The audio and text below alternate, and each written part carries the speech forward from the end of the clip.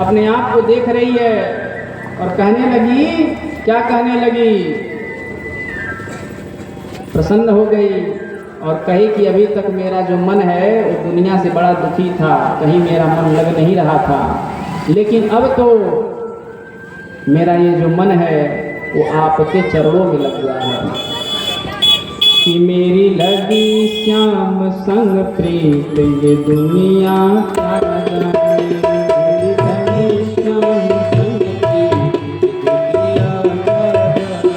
मेरी लगी श्याम संग प्रीत ये दुनिया क्या जाने। मेरी लगी श्याम संग प्रीत ये दुनिया क्या जाने। मेरी लगी श्याम संग प्रीत ये दुनिया क्या जाने। हाँ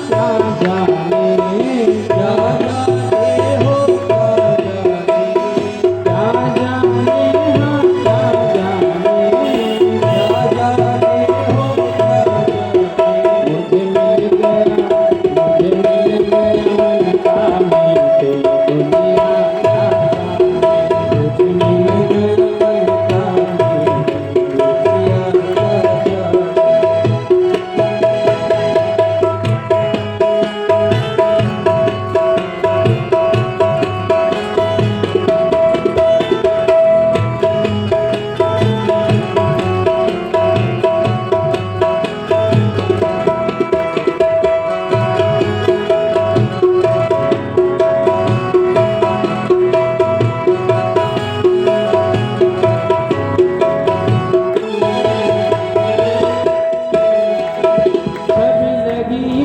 श्याम की जब से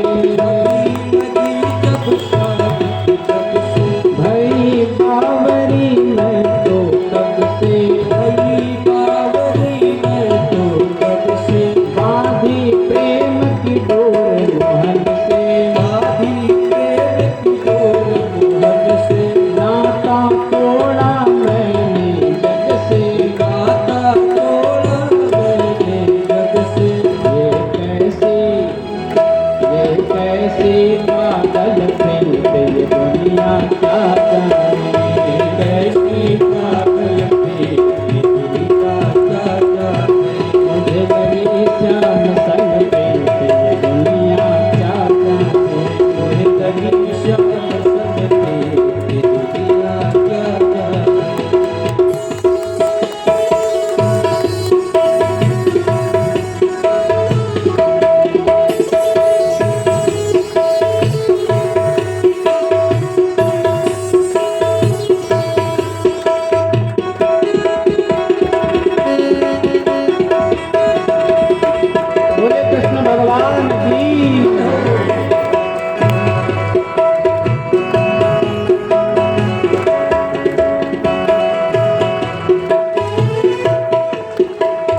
मोहन की सुंदर सूरतिया, मोहन की सुंदर सूरतिया, मन में बस गई मोहन मूर्तिया, मन में बस गई मोहन मूर्तिया।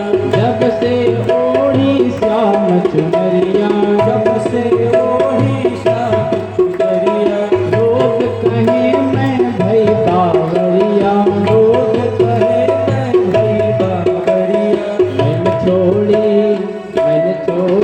जग की रीत ये दुनिया क्या जाने।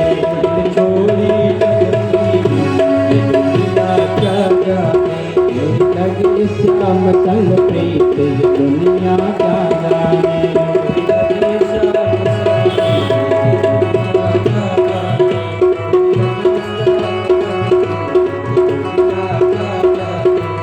लगी श्याम संग प्रीत ये दुनिया क्या जाने। बोलिए श्री बालकृष्ण भगवान की जय हो। तो इस तरह से ये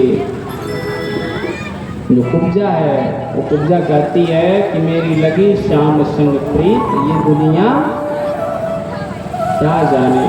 सही बात है, जिसकी प्रीत जब भगवान से जब लगती है तो वही जान सकता है, दुनिया वाले नहीं समझेंगे। दुनिया के लोग तो कहेंगे देखो पागल हो गए हैं सब। बहुत लोग सोचते होंगे, बहुत लोग सोचते ही हैं, इसमें दो राय नहीं है। जानते हैं क्या सोचते हैं बहुत लोग ये सोचते हैं कि देखो 2 घंटे जा करके फालतू व्यतीत करते हैं लोग, कथा वथा सुनते हैं। हाँ, बहुत ऐसे भी लोग हैं। बैठे वीडियो देख अरे कुछ अपना काम करना चाहिए। अरे भाई, काम का अंत कभी नहीं है। काम का अंत हो सकता है जजमान जी, काम का कभी अंत नहीं होता। इसलिए काम करते रहो, नाम जपते रहो, मन को विषयों से हरदम हटाते रहो, कृष्ण गोविंद गोपाल गाते चलो। अब यहाँ ये कुब्जा बड़ी प्रसन्न हो गई, भगवान के चरणों से लिपट जाती है, कहती है कि प्रभु चलिए मेरे घर चलिए। भगवान कहते हैं कि मेरे साथी भी लोग हैं, मित्र लोग हैं, कहीं कोई बात नहीं है, सब लोग चलिए, सबकी सेवा करूँगी। श्रेष्ठ हैं, जो बड़े हैं उनका जो है आदर करना चाहिए, जो छोटे बच्चे हैं उनसे प्रेम करना चाहिए। यही मानव जीवन का मंत्र है। और जीवन में जब सेवा आ जाएगा तो समझिए कि आप सब कुछ कर लिए। यहाँ तो बुद्धि लोगों की बिगड़ जाती है, ऐसी बुद्धि बिगड़ जाती है कि कुछ लोग कहते हैं कि नहीं नहीं, मैं तो जो है जिस घर में 2-4 लोग जब होते हैं ना, तो उस घर का काम बड़ी तेजी से चलता है। जानते हैं कितनी तेजी से चलता है? जो झाड़ू जो है 5 बजे लग जाना चाहिए, वो झाड़ू सीधे 8 बजे लगता है, क्योंकि वो सोचेंगे हम ही क्यों लगाएं, जेठानी सोचेंगी हम क्यों लगाएं, देवरानी सोचेंगे कि हम क्यों लगाएं, और उससे जो छोटी हैं वो सोचेंगे हम क्यों लगाएं, हम तो अभी 4 दिन हुआ आई हैं, कभी 4 साल हुआ है अभी। तो वही जो झाड़ू 5 बजे लगना चाहिए वो 8 नहीं 10 भी बज जाएगा, पूरा दिन भी बीत जाएगा, नहीं लगेगा। ऐसा नहीं होना चाहिए। अपने कर्म में जो लिखा है, जितना आप करेंगे ना उतना आपको मिलेगा, कोई काट नहीं सकता। आप जहाँ पर हैं, जिस घर में हैं, जिस देश में, परिवेश में, जहाँ भी रहो, राधा रमण राधा रमण अर्थात कर्म करते रहो। जितना आप सेवा कर ले जाएंगे, जितना आप कर्म कर ले जाएंगे, भगवान उतना ही आपको सुख देंगे। शनि ग्रह का नाम सुने हैं आप लोग ना? शनि ग्रह का, राहु केतु तो सुने ही होंगे। राहु केतु शनि से सब लोग परेशान रहते हैं। ये ज्योतिष का सिद्धांत है। ज्योतिष का सिद्धांत है कि जिसके जीवन में शनि ग्रह बहुत खराब हो गए हों, राहु केतु बहुत खराब हो गए हों, वो व्यक्ति सेवा करना शुरू कर दे, सेवा करना शुरू कर दें तो उनके ग्रह भी सही हो जाएंगे। क्योंकि जो आप श्रम का दान करते हैं, जो सेवा करते हैं, तो समझिए आपके शरीर से वो पाप, वो कष्ट दूर हो जाता है। आपको एक दिन बताया गया कि हनुमान जी महाराज के जीवन में पूरी कथा सुनेंगे, कहीं ये नहीं पाएंगे कि बहुत तपस्या किए, लेकिन पूरा चरित्र जब सुनेंगे तब यही पाएंगे कि हनुमान जी महाराज सेवा ही किए। भगवान राम जी अपने धाम को चले गए, राम जी को मान के पूरे संसार की सेवा करते हैं हनुमान जी। जब भी हनुमान जी को याद करेंगे, हनुमान जी आपके पास रहेंगे। सच्चा भाव होना चाहिए। तो इसलिए सेवा सबसे उत्तम है। अपने जीवन में कभी ये मत समझिए कि हम क्यों करने जाएं, नहीं, आप करिए। जब आप ज़्यादा करने वाले हो जाएंगे तो भगवान आपको बहुत बड़ा दायित्व सौंपेंगे। दायित्व का मतलब ये है कि आपको ऐसा पद भगवान देंगे कि सेवा के ही माध्यम से आप संसार में चर्चित हो जाएंगे, प्रसिद्ध हो जाएंगे और सब कुछ पालेंगे। बोलिए भागवत भगवान की। तो कुब्जा कहती है कि मेरे घर चलिए, मैं आपकी सेवा करनी चाहती हूँ। भगवान ने कहा कि देखो फिर कभी आएंगे, अभी बहुत काम है, और मुझे तो केवल यही अपने मित्रों के लिए अंगराग चाहिए था, इत्र चाहिए था। दे देती है। कहती है प्रभु ये पूरा जीवन ही आपका है, ये चंदन और इत्र की कौन बात करे। भगवान को अपने हाथों से चंदन लगाती है, इत्र लगाती है, उनके जो मित्र हैं उनको दे देती है, और वहाँ से भगवान पहुँचते हैं कहाँ? जहाँ पर धनुष यज्ञ हो रहा है, जहाँ पर रंगभूमि में धनुष रखा हुआ है। वो परशुराम जी ने धनुष दिया था कंस को। भगवान मित्रों के साथ पहुंच गए धनुष के पास। चारों ओर से सिक्योरिटी लगी हुई है, सुरक्षा लगी हुई है, सैनिक लगे हैं कि कोई वहाँ पर पहुँच न पावे। लेकिन वो तो कन्हैया जी हैं, बड़े बड़े दरवाजे तोड़ करके अंदर चले जाते हैं, तो सिक्योरिटी कहाँ ठहरने वाली है। भगवान सीधे देखते देखते चले गए वहाँ जहाँ धनुष रखा हुआ था और जा करके अपने बाएं हाथ से धनुष उठा लेते हैं। अभी सब सिपाही बोलने ही वाले हैं, सैनिक बोलने ही वाले हैं, अरे क्यों उठा लिए, क्यों उठा लिए। एक तो वो धनुष उठने वाला नहीं था, वो धनुष इतना साधारण नहीं था, एक जगह रहता था, वहीं पूजा होता था, कोई उठा नहीं पाया। बाएं हाथ से भगवान धनुष को उठा लिए और देखते ही देखते प्रत्यंचा चढ़ा करके धनुष को 2 टुकड़ों में तोड़ देते। धनुष टूट गया। वहाँ पर जितने सैनिक हैं अपने अपने तलवार निकाल लिए, मारो मारो, पकड़ो पकड़ो, भागने न पाओ। देखते ही देखते दोनों टुकड़े को लेकर के कृष्ण और बलराम सारी सेना का वहीं पर संहार कर देते हैं, सारे सैनिकों को मार देते हैं। बात कंस को पता चल गई कि धनुष टूट गया है। याद आ गया कि परशुराम जी ने कहा था कि जो धनुष तोड़ेगा वही तुमको भी तोड़ेगा। अब जो है कंस अपना फोर्स, अपनी सुरक्षा बढ़ा देता है। सुरक्षा बढ़ा दिया और प्रातः काल जो है आयोजन कर दिया मल्ल युद्ध का। अखाड़े में जब पहलवान लड़ते हैं उसे मल्ल युद्ध कहते हैं। तब तक शाम हो गया था। भगवान जो है अपने निवास स्थल पर चले गए, जहाँ ये लोग अपने बैलगाड़ियों को रखे हैं, जहाँ पर सब लोग ग्वाल लोग हैं। प्रातः काल होता है, फिर भगवान अपने ग्वाल बालों के साथ फिर नगर घूमने के लिए निकलते हैं। लेकिन अब नगर घूमने में क्या है, नगर तो घूम चुके हैं, धनुष को तोड़ चुके हैं। अब सीधे उनको वहाँ पहुँचना है जहाँ पर कंस का अखाड़ा चल रहा है, कुश्ती जहाँ हो रही है। अखाड़े के मुख्य मार्ग द्वार पर जैसे भगवान पहुंचे, वहां पर 4 पहलवान तैनात थे। 4 पहलवान जिनका नाम था चाणूर, मुष्टिक, सल और तोसल। बड़े उम्रदराज पहलवान थे। जमरूद जैसे जमराज के दूत हों वैसे। और भगवान बलराम की, भगवान कृष्ण की आयु क्या है? मात्र 11 वर्ष। 11 वर्ष की अवस्था में भगवान मथुरा में गए हैं। बैठ जाओ, तुरंत बैठ गया जहाँ जगह पावा, खड़ा ना रहा। उसके पहले जो है जैसे ही मुख्य मार्ग पर भगवान पहुंचने वाले हैं, वहीं पर कुबलिया पीड़ नाम की हाथी तैनात थी। महावत उसको जो है अंकुश मार करके छोड़ता है कि जाओ, दोनों को गाँव दो। हाथी जैसे चिघाड़ती हुई दौड़ी कि अपने पैरों से कुचल दूंगी, वैसे ही भगवान उछल करके उसके पीठ पर बैठते हैं और दोनों दांतों को तोड़ करके हाथी के पेट में ही प्रहार कर देते हैं। कुबलिया पीड़ हाथी का अंत हो जाता है। हाथी को मार दिए। दोनों दांत लेकर के बलराम और कृष्ण जी अखाड़े में प्रवेश करते हैं। रक्त रंजित वो हस्ती दंत था। भगवान का स्वरूप देख करके कंस और कंस के जितने सैनिक हैं सब घबरा गए। अब लग रहा है कि कल्याण नहीं होने वाला, लेकिन चलो कोई बात नहीं, पहलवान हमारे हैं, सैनिक हमारे हैं। पहलवानों से युद्ध हुआ, लड़ाई हुआ, कुश्ती होता है। 2-2 पहलवान मिलकर के एक योद्धा से लड़ते हैं। 2 पहलवान मिलकर के भगवान कृष्ण से, फिर 2 पहलवान मिलकर के बलराम से लड़ते हैं, लेकिन भगवान उन 4 पहलवानों का अंत कर देते हैं। अंतिम में जो कंस बैठा था अपने राज सिंहासन पर, ऊंचे आसन पर बैठा था, उछल करके भगवान कंस के पास जा पहुंचते हैं। और वहां कंस के पास पहुंचने के बाद उस कंस को, बालों को उसके पकड़ करके लगते हैं घसीटने।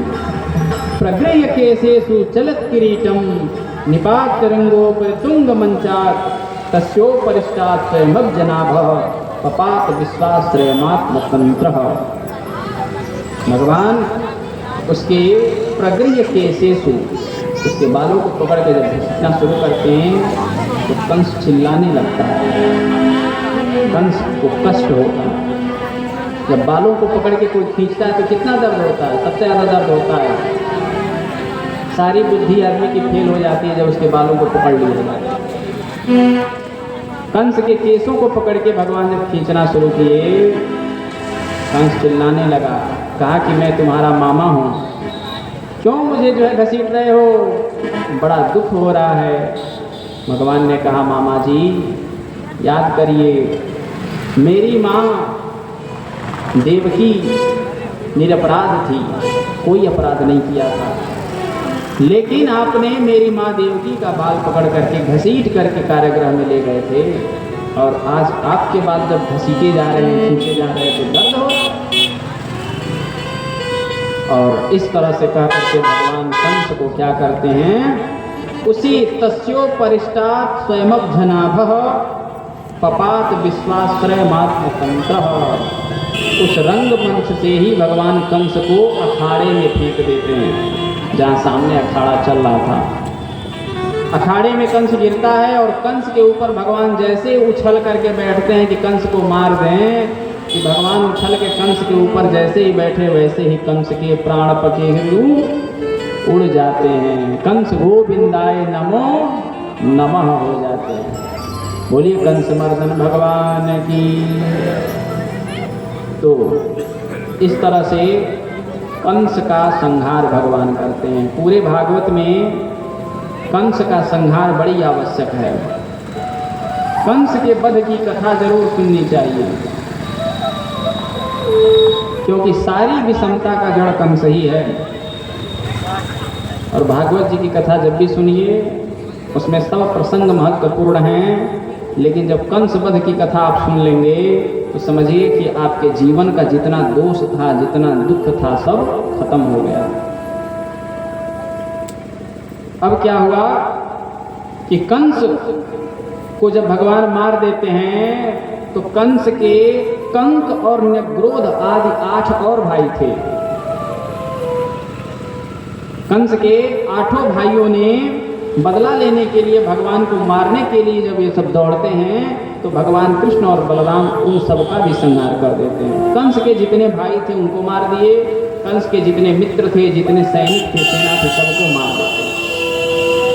अब तो जय जयकार होने लगी, देवता लोग फूलों की वर्षा करने लगे और जय जयकार होने लगी। बोलिए कंस मर्दन भगवान की जय।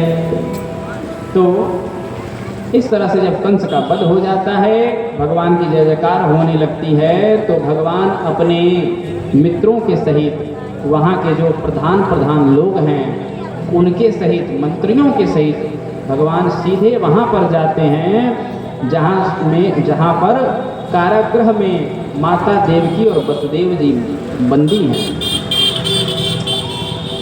इनके नाना जी जो उग्रसेन महाराज हैं, कंस ने उनको भी बंद कर दिया था। कारागृह में जाकर के उग्रसेन जी को बंधन से मुक्त करते हैं, अपनी माता देवकी और वसुदेव जी को बंधन से मुक्त करते हैं। मातरम पितरम चैव मोचयित्वात् बंधनात्, बंधन से माता पिता को मुक्त करते हैं। और जैसे ही माँ से मिलते हैं, पिताजी से मिल रहे हैं, मैया देवकी जन्म के समय ही केवल भगवान को देखी थी और आज 11 वर्ष के हो गए हैं। सोचिए 11 साल तक माता ने अपने बेटे को देख ही नहीं पाई, और आज जैसे भगवान को देख रही हैं, अपने पुत्र को देख रही हैं, वात्सल्य के अश्रु बहने लगे। माँ की ममता तो ममता है, माँ अपने हृदय से लगा लेती हैं। दोनों रोने लगते हैं, भगवान भी रो रहे हैं, माँ भी रो रही है।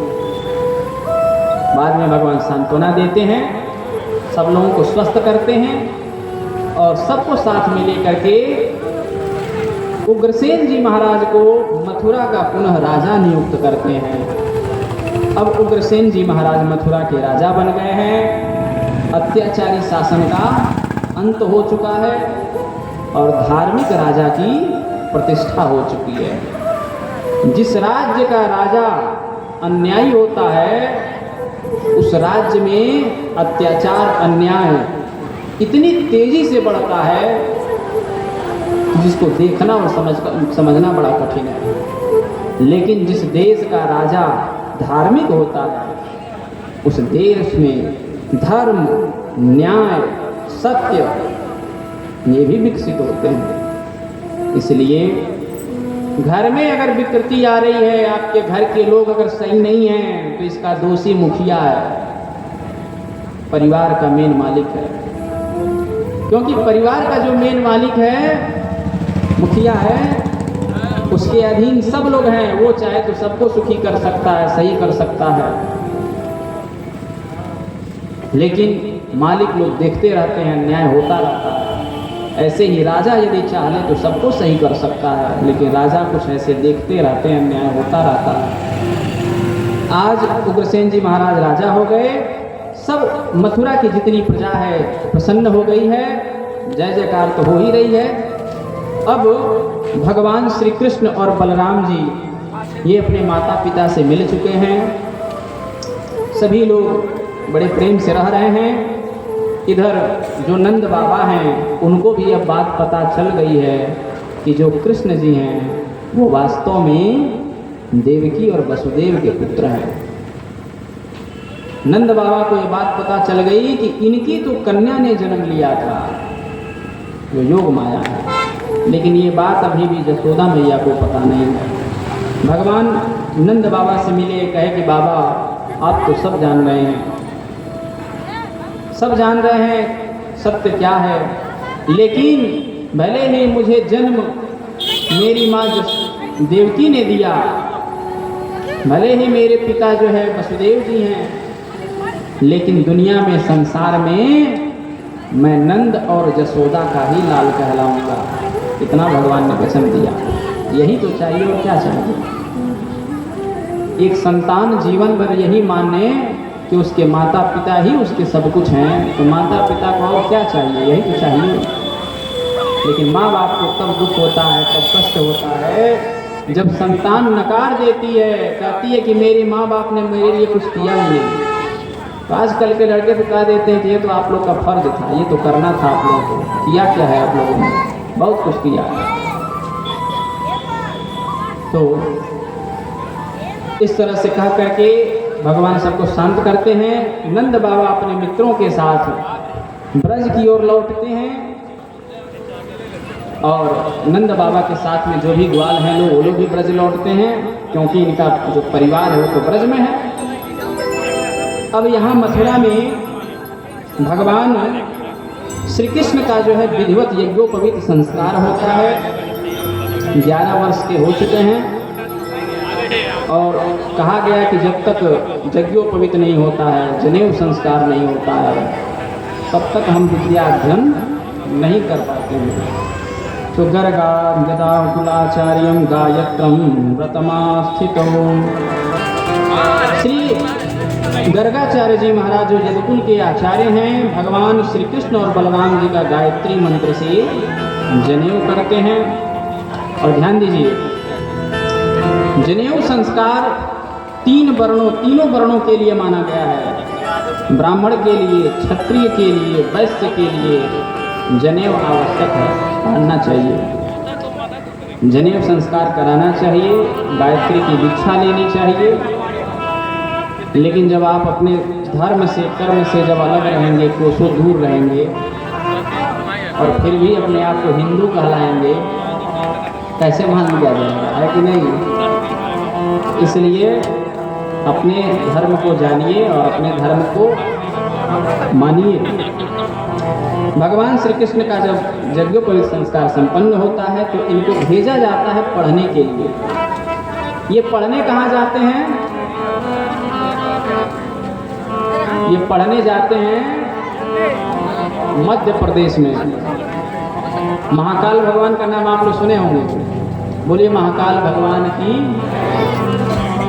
उज्जैन में जो महाकालेश्वर भगवान हैं, वहाँ पर सांदीपनी मुनि का आश्रम था। सांदीपनी मुनि के आश्रम में भगवान श्री कृष्ण और बलराम जी विद्या अध्ययन करने के लिए जाते हैं। और कहा गया कि गुरु गृह गए पढ़न यदुराई, अल्पकाल भी विद्या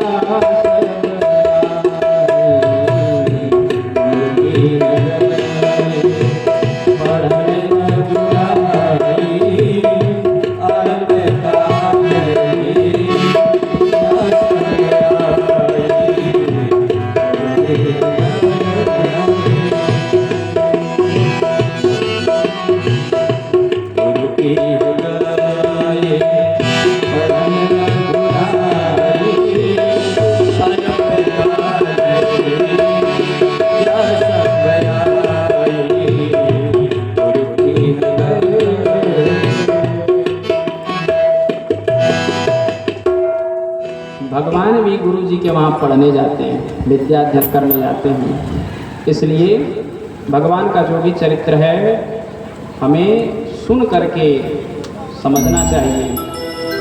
लेकिन भगवान इतने तेजस्वी थे, इतने प्रखर थे कि मात्र 64 दिन में संपूर्ण विद्या को ग्रहण कर लिए।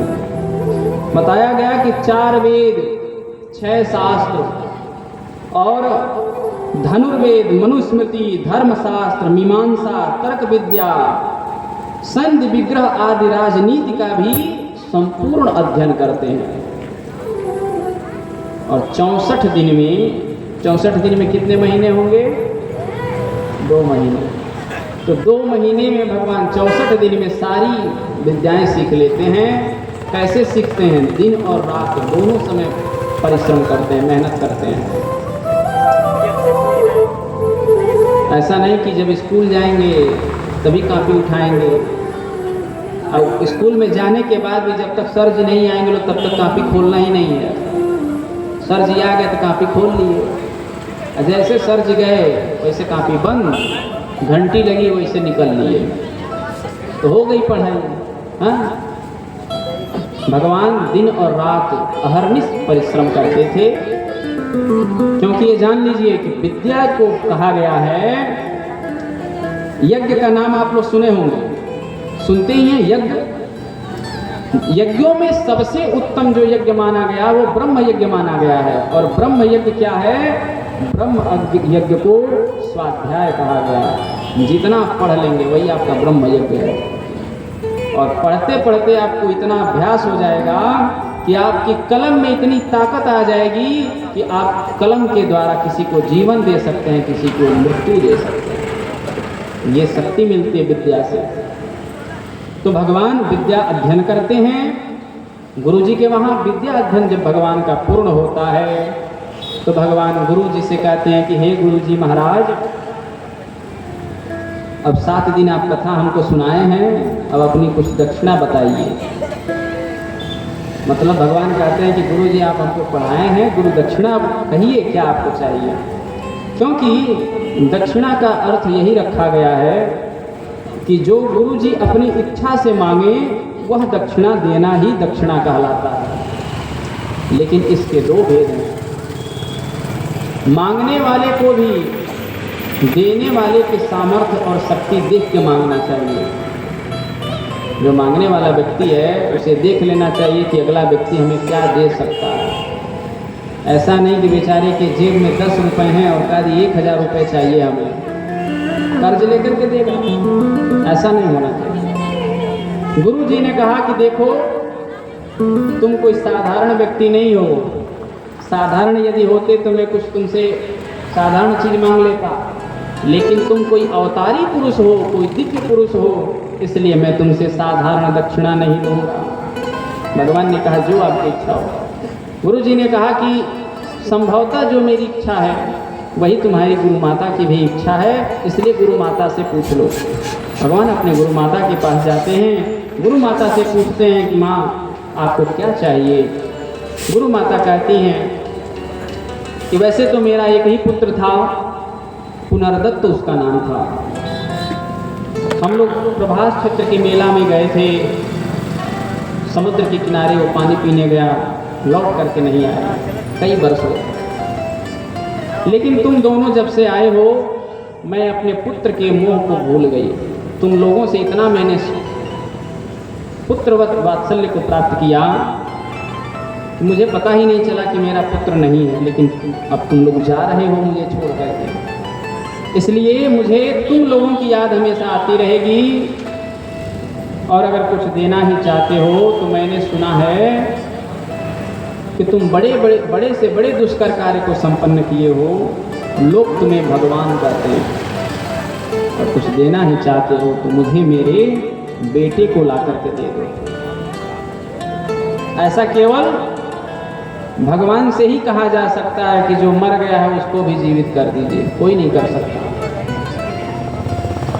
यहाँ तक कि हमारे डॉक्टर लोग भी जब चिकित्सा करते करते लास्ट स्टेज पर पहुँच जाते हैं तो डॉक्टर साहब भी कहते हैं लोग कि अब बस ऊपर वाले को अब ध्यान रखिए, हमको जो करना था हमने ट्रीटमेंट कर दिया है, उपचार कर दिया, ऊपर वाले चाहेंगे तो बच जाएंगे, नहीं तो फिर कोई बात नहीं। इसलिए अंतिम शक्ति तो वही है, चाहे आज मान लीजिए और चाहे 10 साल बाद मानिए। बोलिए भागवत भगवान की। भगवान श्री कृष्ण बलराम जी के साथ निकल पड़ते हैं गुरुपुत्र को लाने के लिए। समुद्र के तट पर पहुंचते हैं, समुद्र से पूछते हैं। समुद्र बताता है कि मेरे अंदर में जल में एक शंखचूड़ नामक दैत्य रहता है, वो जीवों को खा लेता है, आप उससे पूछिए। भगवान शंखचूड़ से पूछते हैं। शंखचूड़ कहता है कि मैं तो जीव को खा लिया हूँ, अब तो कुछ बचा ही नहीं, केवल हड्डी भी उसकी नहीं है, खत्म हो गई है। भगवान वही शंखचूड़ दैत्य का वध करते हैं और पांचजन्य नामक शंख ले लेते हैं। शंख में उड़ाता था। पांचजन्य नामक शंख लेकर के भगवान जमराज की पुरी में प्रवेश करते हैं, जिसका नाम संयमनी पुरी है। जमराज की पुरी में प्रवेश करके भगवान जमराज से पूछते हैं, और जमराज जब देखते हैं कि भगवान आए हैं, गुरुपुत्र को मांग रहे हैं, तो जमराज जी गुरुपुत्र की आत्मा को लाके भगवान को दे दिए। यमराज ने कहा कि महाराज मैं प्राण तो दे सकता हूँ, जीवात्मा का जीव दे सकता हूँ, लेकिन शरीर नहीं दे सकता, क्योंकि शरीर नहीं बना सकता, क्योंकि शरीर बनाने की शक्ति केवल भगवान में है, आप में है। भगवान ने कहा कि तुम केवल उसके प्राण लेते आओ, बाकी सब मैं कर दूंगा। यमराज प्राणों को ला करके सौंप दिए। भगवान ने 5 भौतिक शरीर जैसा पुनर्दत्त का था वही निर्माण करके उसी पुनर्दत्त को वापस करके और जीवित करके ला करके अपनी गुरु माता और गुरुदेव को अर्पित कर देते। और जैसे ही अपने मरे हुए पुत्र को गुरु माता देखती हैं, गुरु जी देखते हैं, आनंद का पारावार नहीं रहा, आंखों से अश्रु बहने लगते हैं। सोचिए, जो व्यक्ति मर गया है और फिर से अगर लौट के चला आवे तो लोग कितने खुश होंगे, कितने प्रसन्न होंगे। ऐसा केवल और केवल भगवान ही कर सकते हैं। इसलिए भगवान को कहा गया कि अरे हंसे लतू ही हंसावे लतू ही, दर दर के ठोकर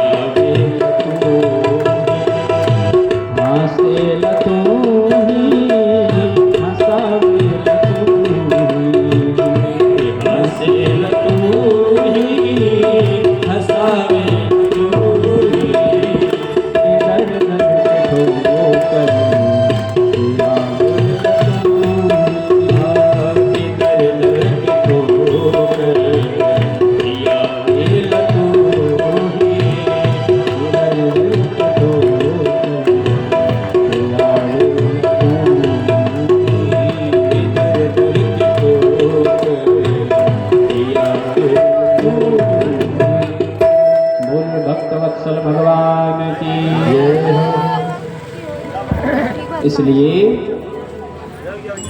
भगवान ही हंसते हैं, वही हंसाते हैं, वही बनाते हैं, वही बिगाड़ते हैं, वही संवारते हैं। इसलिए हमें सदैव भगवान पर विश्वास रखना चाहिए। मरे हुए उस गुरुपुत्र को ला करके भगवान जीवित करके लौटा दिए, गुरु माँ को दे दिए। अब गुरुदेव और गुरु माता तो धन्य हो गए और भगवान वहाँ से आशीर्वाद लेकर के वापस अपने मथुरा में आते हैं। कहते हैं कि जिस समय भगवान विद्या अध्ययन करके मथुरा में आए, उस समय भगवान के मन में अभी भी ये बातें चल रही हैं कि भगवान जिस समय ब्रज से निकले थे, उस समय गोपियों से कह करके निकले थे, गोपियों से कह करके निकले थे कि मैं जरूर आऊँगा, अवश्य आऊँगा, लेकिन अभी तक कितने दिन बीत गए, कोई संदेश भी नहीं गया। इसलिए भगवान अपने संदेश भेजने के रूप में अपने परम मित्र उद्धव जी को भेजते हैं ब्रज में। गच्छोद्धव ब्रजम सौम्य पित्रोर्न प्रीतिमा वह गोपीनां मद्वियोगाधि मत संदेश विमोचय। भगवान श्री कृष्ण उद्धव जी से कह रहे हैं कि हे उद्धव, गच्छ उद्धव ब्रजम सौम्य, ब्रज में जाओ और जो गोपियां हैं उन गोपियों को मेरा संदेश सुनाओ। क्योंकि उद्धव जी को ही भगवान इसलिए नियुक्त किए। उद्धव जी भगवान के मित्र भी हैं और देव गुरु बृहस्पति जी के शिष्य हैं, बड़े विद्वान हैं उद्धव जी। और साधारण व्यक्ति को अगर भेज दिया जाएगा ब्रज में जाने के लिए, गोपियों को समझाने के लिए, तो लोग कोई समझा नहीं पाएगा गोपियों को, क्योंकि गोपियां पागल हो चुकी हैं बिल्कुल। भगवान कह के गए हैं कि मैं आऊँगा, लेकिन एक संदेश तक नहीं भेजे हैं। इसलिए भगवान विचार किए कि उद्धव जैसा विद्वान ही जा करके समझा सकता है। अथवा तो ये भी माना गया है कि उद्धव जी परम विद्वान थे। और ध्यान दीजिएगा,